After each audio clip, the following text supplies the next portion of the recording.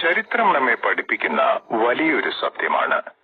അഹങ്കാരത്തോടെ ശക്തി കാണിക്കുന്നവരുടെ മുന്നിൽ പോലും അള്ളാഹുവിന്റെ ശക്തി അതിനേക്കാൾ മഹത്താണ്. ഒരു കാലത്ത് യമനിലെ രാജാവായ എബ്രഹ വലിയ സൈന്യവും ആനകളുമായി കഅബ പൊളിക്കാൻ പുറപ്പെട്ടു. അവന് തോന്നിയത് തന്റെ ശക്തിയെ ആരും തടയില്ല എന്നായിരുന്നു.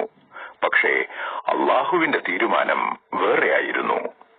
അപ്പോൾ അള്ളാഹു ആകാശത്തിൽ നിന്ന് ചെറിയ പക്ഷികളെ അയച്ചു. ആ പക്ഷികളുടെ പേര് അബാബീൽ.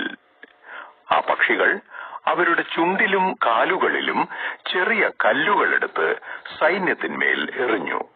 ആ കല്ലുകൾ പതിച്ചപ്പോൾ വലിയ സൈന്യം നശിച്ചുപോയി. ഈ സംഭവമാണ് ഖുർആനിലെ സൂറത്തുൽ ഫീൽ നമ്മോട് പറയുന്നത്. സഹോദരങ്ങളെ, ഇത് ഒരു ചരിത്ര കഥ മാത്രമല്ല, ഒരു സന്ദേശമാണ്.